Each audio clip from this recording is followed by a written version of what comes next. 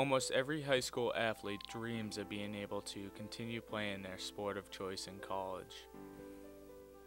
For some, it stays a dream, but for others, it becomes a reality. But the one thing that stays consistent is that no one truly understands what it's like to be a college athlete unless you become one.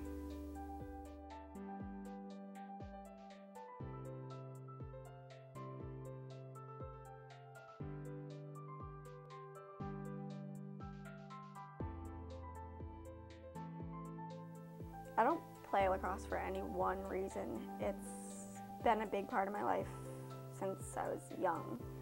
I'm good at it, and it's really fun for me. It kind of defines me as a person. Without it, I would feel like something was missing.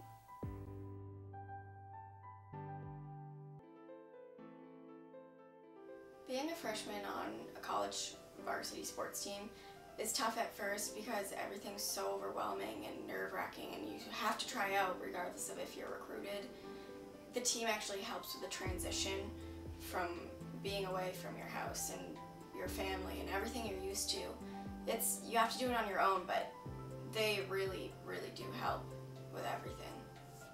I don't think it's hard to earn the respect of a coach because they know what you can do, and that's why you're recruited to play at the college level. But it is hard to earn the respect of upperclassmen when you're taking their playing time, and they've been there for 3 or 4 years and they're working their butts off just like you are and not getting the time that they are hoping for. We certainly recognize hard work and effort, but there has to be a level of ability first. I have been in situations where people have said to me, I don't understand why I'm not playing more, I work so hard. And in a lot of cases it's, yes, you do, you work very hard and we see that, but your 100% is still not as good as this person's 100%. And I think that's what's very difficult to instill into somebody at this level of play is when it comes down to making a decision about who's going to be on the field, if your 100% is still not as good as her 100%, she's still going to be on the field every time.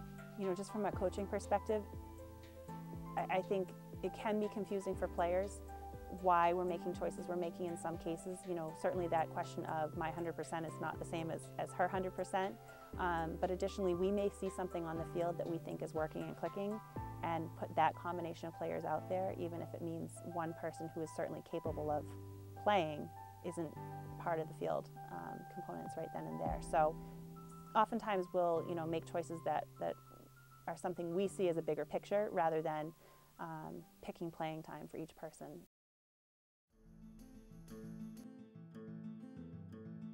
For us at Division II, one of the reasons I very much enjoy coaching here specifically, but additionally at this level, is you can get very talented student athletes who are fast and strong and have the stick work that Division I players have, but you also have the ability with that balance of student athlete. The philosophy of balance is what sets Division II apart from both Division III and Division I, whereby we expect our student athletes to be part-time players. It's a part-time job. At Division I, it's a full-time job in many cases, and at Division III, academics still comes first. For us, we're asking them to balance. We're looking for exceptional student athletes who can do both and do both very well. And it's important to me that my players are not only students in the classroom, but a student of the game, that they can show up and learn a little bit more each day and push themselves to get better the same way they do working towards a degree. It does kind of irritate me when others complain that they have a lot of homework to do this weekend and it really stinks and they don't know how they're going to get it all done for Monday. But I have just as much schoolwork as them. I have a sport, I work, and I'm part of a club. So I think I have just as much or more than they have to do, and I'm managing my time better, and I still have free time. So I'm not really sure what they're doing.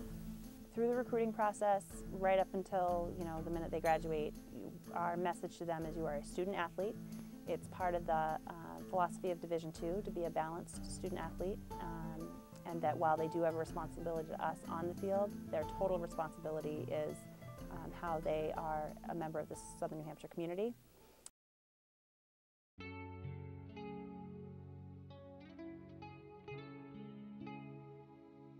Fortunately, as soon as you join any type of team, you are no longer a name and a face. All you are is a lacrosse player, or as a new lacrosse player or whatever team you may be a part of, and that as soon as you put on that penny or that sweatshirt or that game jersey, you now not only are responsible for your own actions, but whatever you're doing represents you and me and the team and ultimately the institution.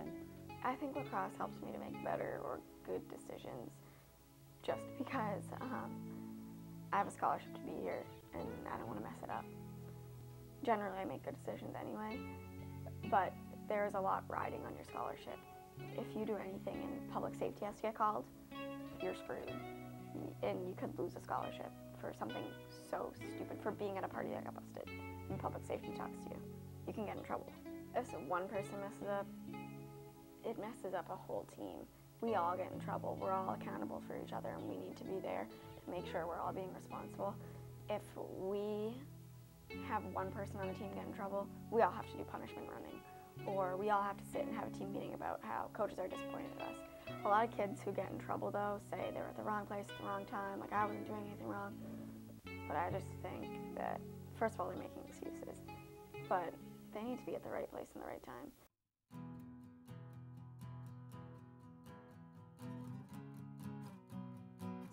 It's just a lot of hard work and dedication. You have to really want it. Every level is different, and in most cases, there's somewhere for you to play. I think you have to be honest with yourself, number one, about evaluating your own level of ability when you're looking at programs and looking at places to go and try out for and be a part of those teams. So be honest with yourself. Are you capable of playing at this level? Talk with the coach about it. Be honest. Listen to the coaches, what they're looking for, and if you suit that, great. And if you don't just hope that you could just show up and be a part of that team.